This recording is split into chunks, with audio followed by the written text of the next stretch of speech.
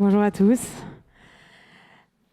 Écoutez, c'était pas une rentrée très facile. Je ne sais pas si pour vous, vous l'avez aussi ressenti comme ça, mais c'est vrai qu'on a vécu déjà un été où c'était un peu compliqué d'arriver à se déconnecter. On vivait un peu la réalité planétaire dans notre chair. Enfin, personnellement, c'est mon cas. Et je pense que c'est aussi votre cas et c'est pour ça que vous êtes aussi si nombreux. Et je pense que aussi la plupart d'entre vous s'engagent depuis un petit moment, mais c'était quand même, voilà. Et c'est vrai que cette rentrée et la prise de conscience et l'éveil qu'on peut ressentir fait chaud au cœur. Donc merci à vous d'être aussi nombreux aujourd'hui. Alors, ici au Mouvement Impact France et puis globalement, on défend l'idée que l'économie peut être un levier d'organisation de la société, mais pas la manière dont la société industrielle et financière ensuite souhaite le construire. Il y a une très belle parole de Bruno Latour et Nicolas Schutz qui me guide aussi un peu dans mes actions, qui est le fait que l'économie, hier, dirigeait son attention vers la mobilisation de ressources en vue de la production. Mais existe-t-il une économie capable de se retourner vers le maintien des conditions d'habitabilité du monde terrestre ? Et c'est vraiment ça qu'on essaye de créer aujourd'hui. C'est une économie qui est au service de l'habitabilité. C'est ce que vous faites pour la plupart d'entre vous. Et pour ça, je vous remercie parce que c'est clairement pas facile d'être contre le système. Et bravo pour votre courage, en tout cas pour ceux qui le font aujourd'hui. Pardon, désolée, je suis un peu émue et ça m'émeut vraiment de vous voir aujourd'hui. Aujourd'hui, en fait, ce sujet, il n'est pas si simple que la manière dont on veut nous le présenter. Et hier, j'ai fait un débat chez BFM qui m'a particulièrement, qui m'a limite un peu choquée. On était finalement à se demander si on aurait peut-être dû ou pas ne pas soutenir l'Ukraine dans la guerre vis-à-vis de la Russie, parce qu'on vivait les conséquences, notamment de cette décision politique. Il va falloir accepter aujourd'hui de ne plus réduire la situation à un événement, à un phénomène, et accepter l'interconnectivité de l'ensemble des problématiques qu'on est en train de vivre aujourd'hui. Merci. Et je pense que le cerveau humain est capable de le faire. Les questions de la crise écologique et énergétique, les questions des manques d'approvisionnement, les questions d'interdépendance et des sujets géopolitiques, la question sociale qu'il va falloir adresser sur le fait qu'aujourd'hui, on n'est pas tous égaux vis-à-vis de la consommation de l'énergie, les questions de l'innovation aussi et du découplage, à savoir est-ce qu'on va trouver les solutions ou pas, d'accepter une forme aussi de modestie de l'ego humain sur le fait qu'on soit capable de ne pas trouver peut-être l'intégralité des solutions et de revenir à des choses plus primaires, plus classiques. Et pour nous, la sobriété, c'est le moyen, mais c'est un moyen heureux d'arriver à définir un nouveau contrat social et il va falloir le mettre en place très rapidement si on ne veut pas que ce soit justement le synonyme d'une pénurie. Je ne vais pas parler trop parce que l'idée c'est d'avoir un dialogue et aussi je remercie Jean-Marc Jancovici d'être là aujourd'hui. Déjà, je le remercie pour toute son action parce que personnellement, la prise de conscience de mon entourage s'est beaucoup fait grâce à vos travaux. Donc merci à vous.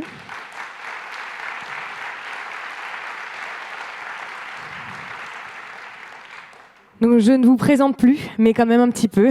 Donc, vous êtes ingénieur diplômé d'économie, l'école Polytechnique et de Télécom de Paris. Vous êtes aussi cofondateur du cabinet de conseil en transition Carbone 4, qui est un des meilleurs, pardon. Et ainsi que du think tank The Shift Project, qui est dédié à la décarbonation de notre économie. Bon, on va démarrer. Donc pour nous, la sobriété, comme je disais juste avant, ça n'est pas synonyme de pénurie, ni de repli, ni de déclin, mais c'est une réponse cruciale à l'équation, hein, on pourrait ramener ça à une forme d'équation, ça vous fera peut-être plaisir, peut-être plus à moi, de notre temps, et qui devrait être au cœur des réflexions politiques. Donc déjà, je vais commencer par quelque chose de simple.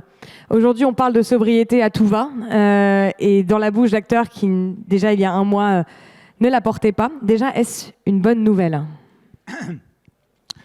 Alors, les ingénieurs, ils ont un gros travers, comme vous le savez, ils adorent mettre les choses dans des cases, ils adorent les nomenclatures, ils adorent les définitions explicites. Alors je vais peut-être commencer par vous donner ma définition de la sobriété. Il se trouve que c'est quelque chose que j'ai dû mettre au point dans le cadre du cours que je fais aux mines, parce qu'à un moment, il fallait bien que j'essaye d'expliquer la différence entre la sobriété et d'autres formes de la diminution, là en l'occurrence de la consommation d'énergie. Alors j'ai coutume de dire qu'en matière d'énergie, mais ça peut s'appliquer à n'importe quelle quantité physique, hein, le cuivre, le coton ou je sais pas quoi, Il y a 3 façons de faire des économies. Il y en a une première qui est historiquement celle que nous avons privilégiée, qui est ce qu'on appelle l'efficacité. L'efficacité, c'est vous avez toujours la même cafetière, vous avez toujours la même voiture, vous avez toujours le même vêtement, mais pour le fabriquer ou faire fonctionner cet objet, on a utilisé unitairement moins d'énergie.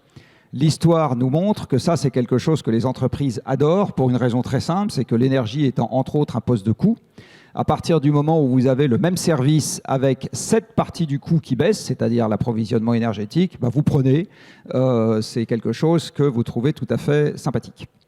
Il y a une deuxième manière de faire des économies donc d'énergie ou de matière, que ce que j'appelle la sobriété. Et la sobriété, c'est quand vous vous privez délibérément d'un service, donc d'un objet, d'un déplacement, de quelque chose, pour économiser la matière ou l'énergie, mais du coup, vous vous privez du service. Alors typiquement, vous baissez la température dans une pièce, vous vous privez d'un service qui est une température plus confortable, ou vous l'augmentez si c'est la clim. Mais donc du coup, vous avez économisé de l'énergie, mais vous avez perdu le service. Alors une autre manière de voir la même chose, c'est vous avez une voiture plus petite, vous avez un logement plus petit, etc. Et il y a la pauvreté. Et la pauvreté, c'est exactement la même chose que la sobriété sur le plan physique, sauf qu'on ne vous a pas demandé votre avis. Donc la différence entre la pauvreté et la sobriété, dans ma vision du monde, c'est exactement la même situation physique qui se produit, c'est-à-dire une baisse de quelque chose qui se mesure, quantitative. Mais dans un cas, vous l'avez souhaité et organisé, et dans l'autre cas, vous l'avez subi. C'est juste ça, la différence. Et tel que nous sommes bigornés, quand on subit, en général, on aime moins ça que quand on choisit quelque chose qui est absolument essentiel, en général, dans la vie des individus, c'est le sentiment de liberté et le sentiment d'avoir choisi ce qui leur arrive, plutôt que le sentiment d'avoir subi. Donc, organiser la sobriété, pour finir de répondre à cette question, ça veut dire quelque part travailler sur les cervelles beaucoup plus que travailler sur la physique, parce que le triste cire que je suis pense que la baisse des flux physiques, on va y avoir droit de toute façon. En fait, elle est déjà plus ou moins à l'œuvre. Elle est à l'œuvre pour une fraction croissante de nos concitoyens dès à présent, et elle ne va pas tarder à être à l'œuvre, si c'est déjà le cas, pour le pays dans son ensemble, avec évidemment, du coup, une question de répartition qui se pose. Quand il y a moins pour tout le monde, on aimerait bien qu'il y ait moins pour chacun. Enfin, quand il y a collectivement moins. Donc la question va vraiment se poser, encore une fois, le sujet, c'est de rendre ça désirable et de l'organiser, donc de faire en sorte que, pour dire les choses crûment, les gens aient vraiment envie de dormir dans une chambre moins chauffée en se disant c'est pas plus mal pour ma santé, plutôt que d'attendre de le subir parce qu'ils ne peuvent pas payer leurs factures. Voilà, c'est ça l'idée. Donc oui, c'est une bonne chose d'en parler. Mais c'est une bonne chose d'en parler, ne serait-ce que parce que l'histoire nous rattrape et qu'on va bien être obligé d'y passer, encore une fois, de toute façon. Vous parlez effectivement du fait d'en parler. Et moi, il y a quelque chose qui me dérange particulièrement dans les déclarations des personnalités politiques ou même d'entreprises depuis le début de l'année. C'est le fait qu'il y a une forme d'homogénéité sur la manière dont chacun devrait intégrer la sobriété. C'est-à-dire qu'on a parlé jusqu'à maintenant d'efforts de moins chauffer sa maison. Et puis hier, on parlait de réduire de 10% pour chacune des entreprises les émissions. Il y a quand même un souci. Est-ce qu'il ne serait pas temps d'accepter, qu'est-ce que vous en pensez, qu'on n'est pas tous égaux vis-à-vis de la consommation de l'énergie? C'est-à-dire qu'une entreprise peut être à faible émission, lui demander de réduire de 10%, ça voudrait lui dire de fermer ses bureaux ou je ne sais, alors qu'une autre entreprise qui peut être davantage capable de réduire ses émissions, passera par une transformation de son modèle, parce qu'elle est très très exposée à la mise en place d'outils ou de services ou une industrie qui est assez lourde. Et c'est pareil au niveau individuel, c'est-à-dire qu'on n'a pas tous la même consommation énergétique. Il y en a qui utilisent l'énergie pour répondre à leurs besoins primaires et qui ont besoin que le système change, que leur logement soit isolé, que les moyens de transport soient disponibles pour la mobilité douce, etc. Et d'autres qui choisissent consciemment d'émettre de l'énergie sur des services qui ne seraient pas nécessairement vitaux. Alors pour faire la réponse très courte à cette question, c'est effectivement les situations de départ n'étant pas identiques, considérer que chacun doit avoir exactement la même contrainte est probablement pas optimal.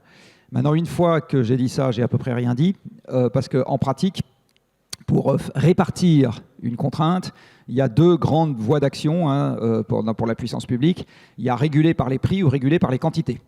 Alors réguler par les prix, c'est je monte la fiscalité sur l'essence, par exemple. Et puis la population s'adapte. Ceux qui ont encore les moyens d'acheter achètent, et puis ceux qui n'ont plus les moyens d'acheter, ou qui ont moins les moyens d'acheter, n'achètent pas. Le deuxième type de régulation, c'est la régulation par les quantités. Ça, par exemple, j'interdis les chaudières à fioul, ou je les interdis avec un préavis. Ça, c'est une régulation par les quantités. Il n'est plus question de prix dans cette histoire, c'est juste interdit. Ou bien je rationne. Vous avez une chaudière à fioul, vous avez droit à 1000 litres de fioul dans l'année et pas 1 litre de plus. Voilà. Ça, c'est par exemple le principe des permis d'émission qu'on a mis en place pour le CO2 dans les entreprises. On leur a dit, vous avez droit à tant, puis au-delà, vous n'avez pas droit, ou alors il faut aller acheter sur le marché.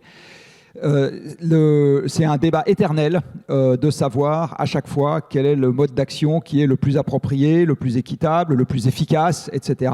Et à mon avis, c'est un débat qui continuera longtemps après ma mort.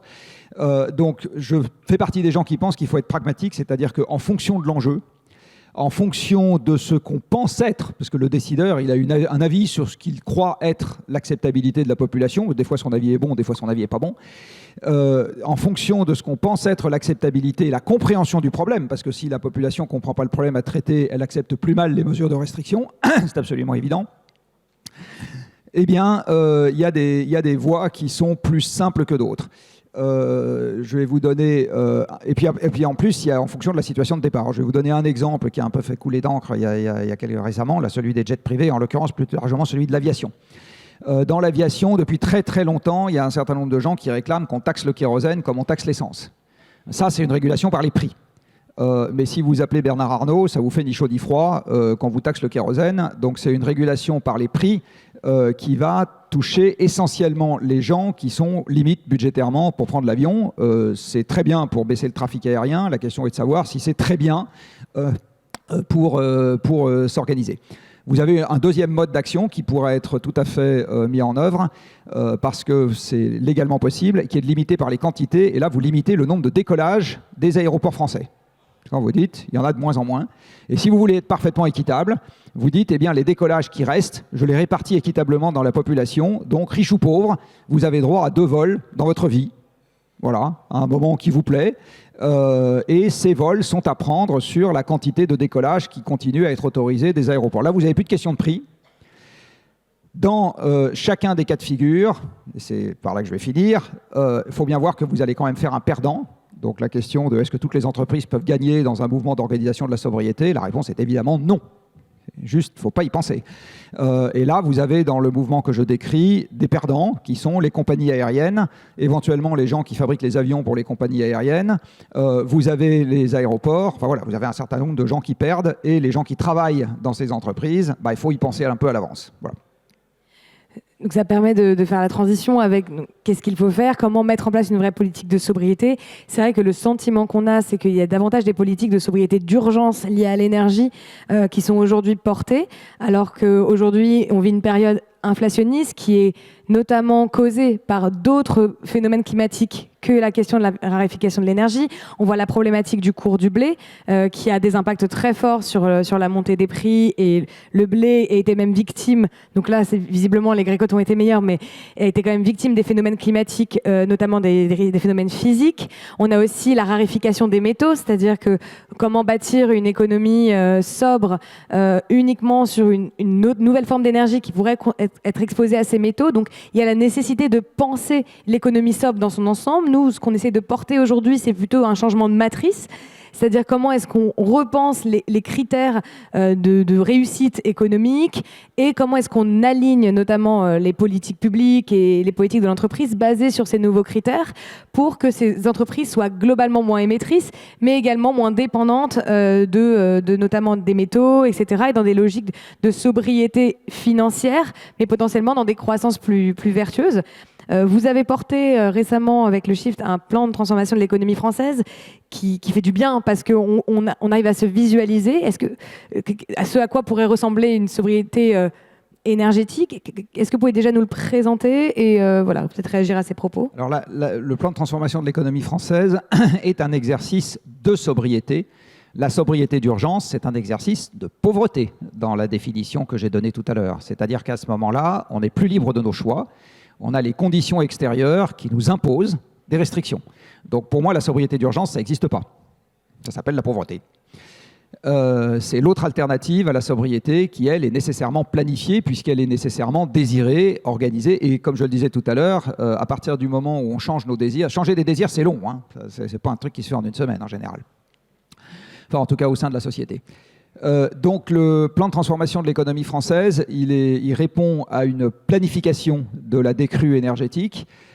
Et c'est un exercice qu'on a... Alors on a fait deux choses dans cet exercice. On a fait de l'économie sans parler d'argent, ce qui est un truc qui peut paraître un peu étonnant, mais enfin c'est comme ça qu'on a fait. Et on a regardé l'économie non pas sous l'angle des quantités d'argent qu'on manipulait, mais des quantités de biens et de services physiques dont on bénéficiait.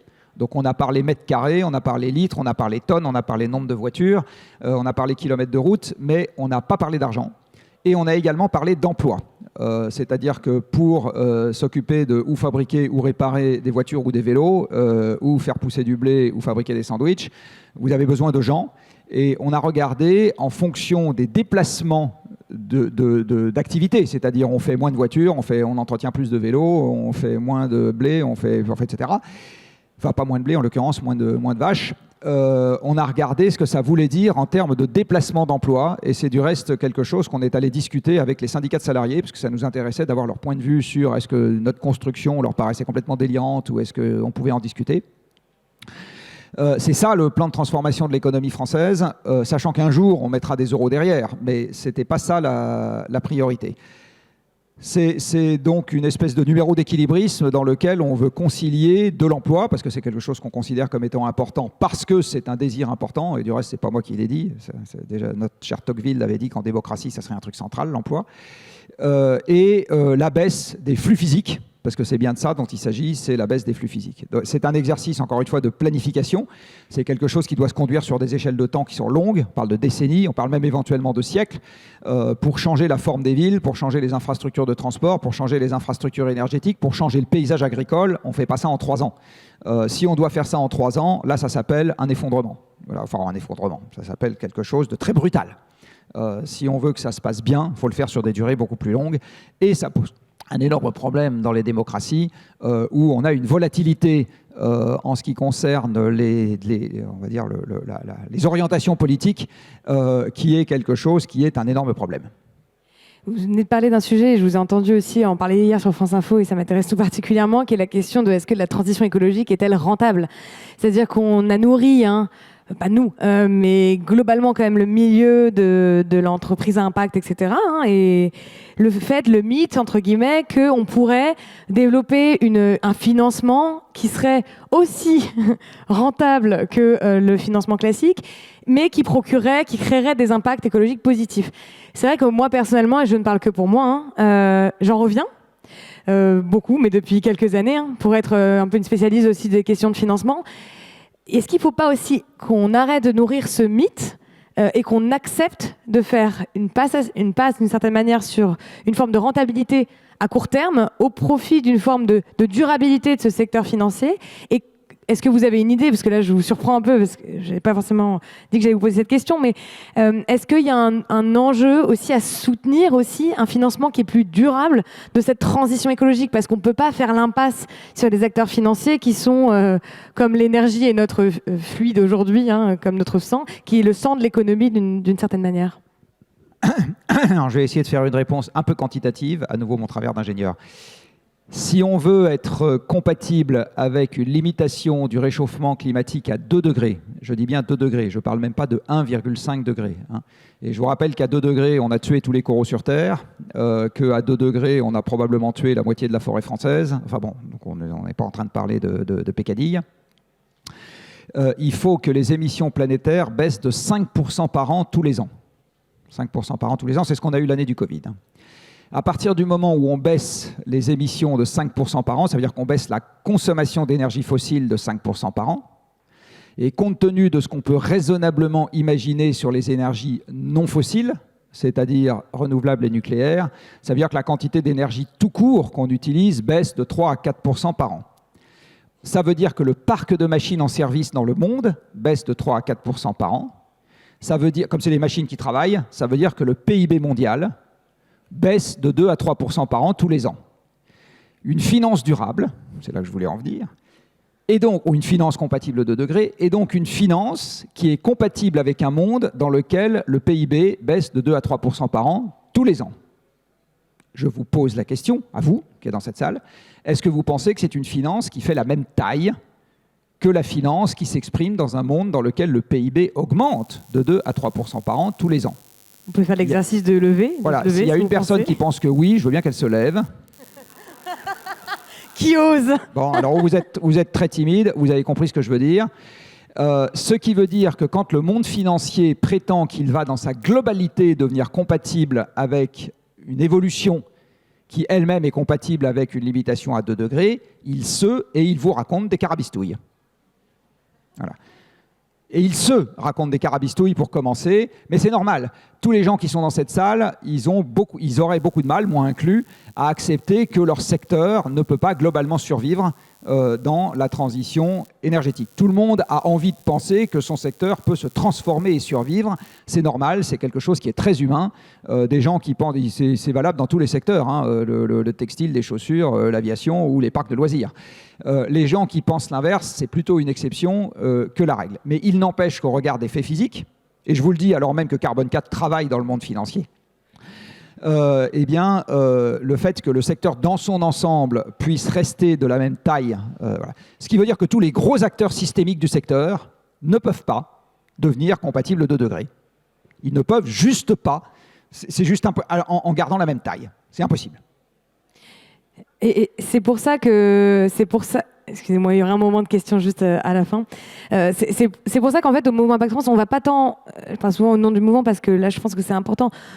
Pour nous, il existe quand même un modèle d'entreprise sobre qui n'est pas juste sur la limitation de ses activités, mais sur la transformation. Parce que notamment la question de la consommation énergétique du milieu économique vient aussi des modèles qui ont été développés, notamment dans le secteur financier, vient du fait qu'on est dans une finance qui est très intermédiaire, avec beaucoup d'intermédiaires, et que vous imaginez que pour qu'un épargnant final ait accès à disons, les 2% de retour sur investissement par an ou d'intérêt, la cible, in fine, elle doit générer quand même une croissance qui, effectivement, elle, est incompatible avec ce scénario-là. Mais si on repense ce secteur, par exemple, sur la question des circuits courts, et les circuits courts, ça marche pour beaucoup de secteurs d'ailleurs, en désintermédiant, etc., et en repensant ce modèle financier, peut-être que là, on sera capable d'imaginer une finance qui est compatible. Mais ça demande une transformation radicale de la manière même dont fonctionnent les acteurs économiques. Et c'est ça, on a l'impression que ça manque de vision politique. On manque de vision politique sur ces sujets de transformation. Cette finance à 2 degrés, elle est parfaitement possible, juste elle sera beaucoup plus petite que la finance d'aujourd'hui. Tout à fait. Elle occupera moins de monde et elle gagnera moins d'argent. De toute façon, effectivement, vu qu'il y a 3/4 de la finance qui ne sert même pas à financer l'économie, j'espère que cette finance-là s'arrêtera bientôt.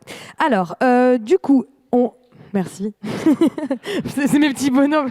Ça fait plaisir de savoir qu'on a tous nos petits kiffs. Alors, donc il y a cette question effectivement de la prime au vice qui était importante, que je voulais aussi reposer. Donc vous avez fait effectivement, vous dites l'impasse sur le secteur financier, etc. Est-ce que vous avez une vision comment faire en fait globalement, alors qu'on est dans une économie qui est interdépendante, c'est-à-dire comment on passe le cap, hein. On est dans une économie quand même qui est interdépendante, qui s'est fondée sur l'idée même du libre marché, qui par ailleurs peut avoir une forme d'autoritarisme lui-même, hein, c'est-à-dire qu'il y a certaines activités qui vont être favorisées et d'autres pas, etc. Donc ce libre marché est lui-même autoritaire, mais en tout cas c'est l'idéologie que beaucoup d'économistes libéraux qui fondent quand même 95% des personnes qui aujourd'hui conseillent les autorités politiques et les dirigeants d'entreprise pensent. Comment est-ce qu'une planification, telle que vous la présentez, qui est très juste, pourrait exister, et comment est-ce qu'on pourrait la rendre acceptable finalement dans cette économie de libre marché ? C'est un vrai sujet parce que en fait, la mondialisation et la libre concurrence, pour moi, sont des enfants de l'abondance énergétique. Dans un monde en croissance, vous avez peu d'effets d'éviction. Un effet d'éviction, c'est quand vous occupez une place, ça empêche les autres de l'occuper. Alors dans un monde en croissance, cet effet d'éviction n'existe pas. Je vais prendre un exemple physique. Si la taille de cette salle était en croissance perpétuelle, on pourrait en permanence accueillir de nouvelles personnes pour s'asseoir dedans, et ça n'empêche pas de nouvelles personnes derrière de venir s'asseoir aussi. Vous voyez, voilà. Si au contraire la taille de cette salle était en contraction permanente, eh bien, vous comprenez bien que les gens qui sont déjà là, non seulement ils empêchent des nouveaux de venir s'installer, mais en plus, une partie d'entre eux doivent périodiquement quitter la salle parce qu'il n'y a plus de place. Donc vous voyez bien que ça ne se gère pas du tout de la même manière, l'expansion et la contraction. Et en particulier dans une économie en contraction, vous avez un problème qui est très compliqué à gérer en permanence, c'est les effets d'éviction que vous commencez à avoir absolument partout. Ça demande des modes de raisonnement qui n'ont rien à voir avec les modes de raisonnement qu'on a aujourd'hui. Donc effectivement, le monde économique aujourd'hui ne possède pas la boîte à outils qui permet de gérer harmonieusement sur le plan économique ce qu'on appelle la sobriété, c'est-à-dire ce que j'appelle moi la contraction des flux physiques. Cette boîte à outils n'existe pas.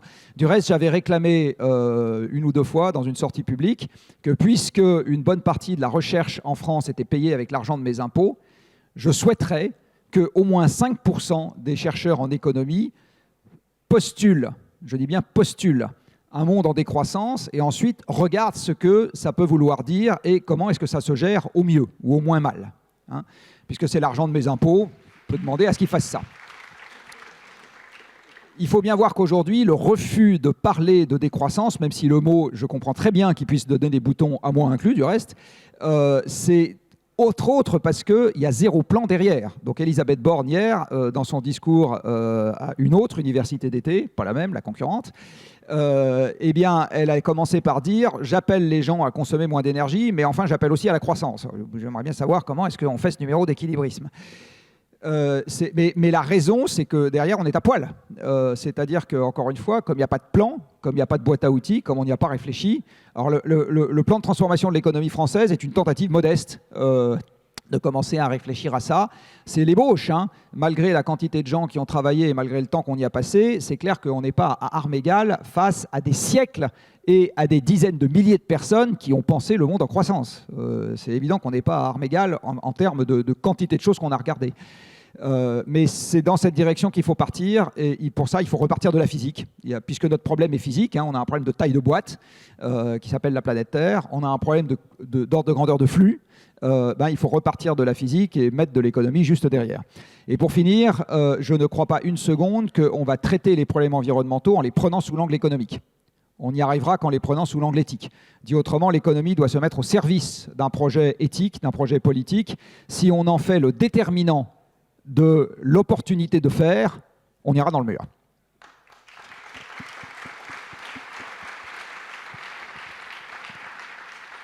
C'est très juste et je pense que les personnes, en tout cas les entrepreneurs sociaux qui sont présents, partagent cette vision de l'éthique, de l'économie au service de l'éthique et non pas l'intérêt sociétal au service de l'économie. Mais je veux avoir aussi un petit peu d'empathie parce que je pense qu'on accueille aussi, si toutes les personnes qui se sont levées, c'est la première fois que vous venez, j'imagine, parce qu'on est on est un mouvement des entrepreneurs sociaux à la base, donc si vous étiez des entrepreneurs sociaux, vous devriez être avec nous déjà depuis le début, mais que les personnes qui sont là sont des personnes qui ne sont pas nécessairement de cette économie et qui ont une entreprise peut-être dans une activité assez traditionnelle, une PME ou même une ETI, ou je ne sais même, peut-être qu'on a un patron de grand groupe qui se cache parmi vous. En ayant un peu d'empathie pour ces personnes, par quoi devrait-elle commencer pour vous? Quelles sont les choses que ces personnes devraient accepter de faire au service de cette éthique? Alors, je ne sais pas si ça va vous casser le moral ou au contraire vous le remonter, mais quand on pense avoir un problème, c'est-à-dire quelque chose qui va nous empêcher de continuer à fonctionner de la même manière, en général c'est comme ça qu'on appelle un problème, c'est ça, hein, c'est quelque chose qui va nous empêcher à fonctionner de la même manière, la première chose qu'on fait le plus souvent, c'est d'essayer de correctement identifier le problème. Donc qu'il s'agisse d'un dégât des eaux chez soi, d'un problème médical ou d'un problème budgétaire, en général on essaye de bien le caractériser. Donc la première étape pour n'importe quel entrepreneur qui souhaite comprendre où il peut aller, c'est tout simplement de bien comprendre le problème. Alors, bien comprendre le problème, c'est le problème extérieur, c'est-à-dire, ça veut dire quoi exactement le défi énergétique, ça veut dire quoi exactement le défi matériaux, ça veut dire quoi exactement l'érosion de la biodiversité, ça veut dire quoi exactement le changement climatique, ça veut dire quoi éventuellement les problèmes d'accès à l'eau. Et là, c'est en général un bagage qu'on ne vous a pas donné pendant vos études, parce que les études aujourd'hui ne sont pas organisées pour qu'on vous donne ce genre de trucs de manière large. On vous a appris à parler anglais, à faire de l'informatique, à éventuellement faire des règles de 3 dans les bons cas de figure, et à faire un peu de chimie, mais on ne vous a pas appris et à philosopher. Si vous avez réussi à vous palucher la critique de la raison pure, moi j'ai jamais réussi. Mais par contre, on ne vous a pas appris à regarder comment fonctionne physiquement le monde, quelque chose qui serait une espèce de leçon de choses un peu augmentée, un peu large. Donc c'est la première étape. La deuxième étape, c'est de confronter son activité à ce contexte physique. Donc, selon que vous avez une boulangerie, une blanchisserie, un hôtel-restaurant ou une entreprise de communication, c'est évident que les défis pour vous ne se présentent pas de la même manière. Hein. Donc, et du coup, les marges de manœuvre ne seront pas au même endroit. Donc, la première étape, elle est là. Après, il n'y a pas de truc presse-bouton. Alors, il y a quelques processus qu'on va retrouver chez absolument tout le monde. Par exemple, les gens qui, en général, viennent travailler dans un local. Donc là, effectivement, il y a des solutions déjà un peu presse-bouton auxquelles les gens ont pu penser pour vous, qu'il s'agisse du covoiturage, de la prime vélo, du télétravail, etc. Et puis, il y a des tas de trucs sur lesquels c'est nécessairement chez vous et nulle part ailleurs. Si vous êtes boulanger, vos process industriels, ils n'ont rien à voir avec si vous êtes blanchisseur et absolument rien à voir avec si vous êtes coach. Voilà. Donc à ce moment, vous avez besoin d'une réflexion personnelle. Et en général, les entrepreneurs, une des caractéristiques qu'ils ont, c'est qu'ils n'ont pas peur de prendre l'initiative d'une réflexion. Donc là, j'ai envie de dire, c'est à vous, une fois que vous avez bien compris le problème, d'y passer du temps. Donc en fait, les seules choses qui sont communes à tous les entrepreneurs et toutes les entrepreneuses, c'est bien comprendre le problème et derrière y passer du temps. Et une fois que j'ai dit ça, je vous ai à peu près tout dit. Et les entrepreneurs aussi, ils ont besoin d'un cadre politique. Et c'est vrai que c'est important quand même de le dire parce qu'on parle de planification, de la sobriété. Aujourd'hui, on a besoin, c'est important d'avoir des bâtons. Et c'est important de définir les limites et de définir les grands objectifs. Mais il faut derrière qu'on ait une forme d'incitation, quelque chose qui nous dirige vers cette transition. Parce qu'en tant qu'entrepreneur, et encore une fois, un peu de solidarité, d'empathie pour les entrepreneurs, parce qu'on vit sous contrainte quotidiennement. Je crois que c'est un des métiers... Pour en faire 3 en même temps, des métiers, mon métier d'entrepreneur, je vous assure que c'est le métier le plus difficile des 3, parce que on a une forme aussi d'attachement, on engage des personnes, on a besoin de voir, c'est comme un bébé quand une entreprise, et effectivement, on va avoir besoin d'un cadre politique important pour nous engager vers cette transition-là. Je voulais juste le dire. Et pour finir, une dernière question. On entend un petit peu que... On entend des avis différents, notamment sur la question géopolitique. Vous l'avez dit haut et fort, le désordre climatique, c'est la guerre. Et en écoutant un petit peu les décideurs, on a l'impression que justement, si on arrête d'extraire les énergies fossiles, ce sera là qu'on sera dans une situation hyper délicate. Il y a quand même cette question importante qu'on va traiter aujourd'hui, de la guerre et de la paix. Le rapport du GIEC nous le dit, il ne faut plus extraire les fossiles du sol. Pourtant, on continue, des entreprises françaises continuent à extraire les fossiles, à notamment détruire une partie énorme de la biodiversité de certains pays comme l'Ouganda et la Tanzanie, par exemple, sans vouloir faire référence à un projet qui me tient particulièrement à cœur, qui est, by the way, le projet ECOP. Je pense que c'est important aussi, parce que là, on est dans des discours. Il y a des gens qui vivent une réalité dégueulasse de la transition énergétique et du néocolonialisme de l'économie aujourd'hui, où on a effectivement un pipeline depuis 4000 km qui est en train de se créer avec la destruction de la biodiversité ougandaise africaine dans des pays dans lesquels en fait, la question de la biodiversité, de l'agriculture et notamment du tourisme sont la base de leur économie. On parle d'une économie différente, et c'est notamment cette économie de l'agriculture, cette économie du tourisme. Et on est en train de détruire cette économie-là au service d'intérêts pétroliers qui vont durer que quelques années, et d'ailleurs qui ne sont même pas les nôtres, soit dit en passant. J'aimerais avoir votre avis... C'est les nôtres, malheureusement. Alors les nôtres d'un point de vue de l'entreprise, mais là, en tout cas, sur ce projet-là, ce serait la Chine. Mais non, tous les badges que les gens portent dans cette salle, il y a des fibres synthétiques dedans. Les fibres synthétiques, c'est du pétrole. Vous êtes assis sur, je ne sais pas si c'est du cuir ou du plastique. C'est du plastique, ouais. C'est du plastique, c'est du pétrole. Donc, on est tous dedans. Il faut bien comprendre que la mondialisation, on est dedans. Les deux présentatrices tout à l'heure avaient du vernis à ongles. Le vernis à ongles, c'est du pétrole. Donc, on est tous dedans jusqu'au bout des ongles. Jusqu'au bout des ongles.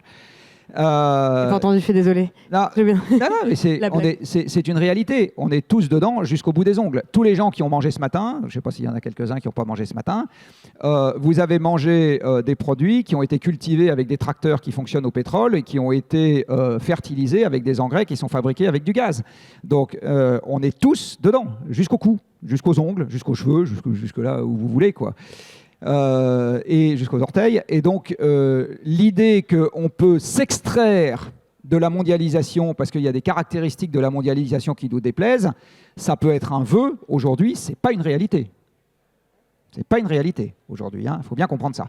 Et l'autre chose qu'il faut bien comprendre, c'est qu'un monde dans lequel on s'extrait de la mondialisation, en France, vous n'avez plus un gramme de fer, vous n'avez plus un gramme de cuivre, vous n'avez plus un gramme de plomb, n'avez plus 1 gramme de nickel, vous n'avez plus 1 gramme d'étain, vous n'avez plus 1 gramme d'aluminium, vous n'avez plus 1 gramme de pétrole, vous n'avez plus 1 gramme de charbon.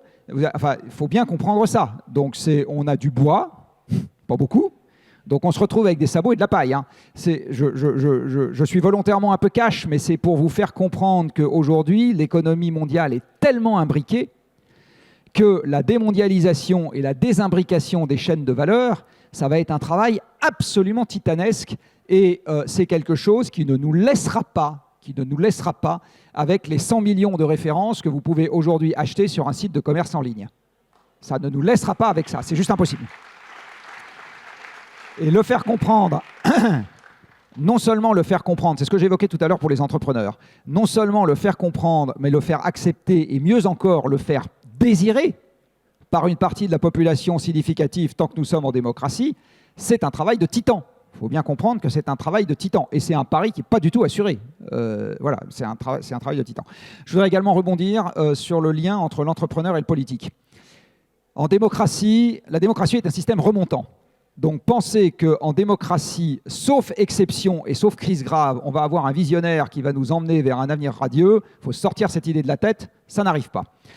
Ce que nous avons au mieux, c'est quelqu'un qui s'inspire correctement des bonnes idées du moment. Mais on n'a pas mieux que ça. Ce qui veut dire qu'en démocratie, on est obligé d'avoir des initiatives intelligentes qui sont prises avant que le cadre ne soit favorable pour ça. D'accord ? La manière dont ça s'articule en démocratie, c'est que d'abord vous avez des pionniers, puis ces pionniers font progressivement école, c'est-à-dire que ce qu'ils font paraît intelligent et intelligible à une partie croissante de leurs concitoyens qui ont envie de les imiter. Et quand il commence à y avoir une masse critique, seulement et à ce moment, vous avez le politique qui commence à s'en emparer, parce que le politique en démocratie répond au rapport de force, il ne répond pas à l'intelligence. Tous ceux qui en ont fréquenté dans cette salle le savent très bien. Donc vous avez... Donc il ne faut pas avoir peur d'oser.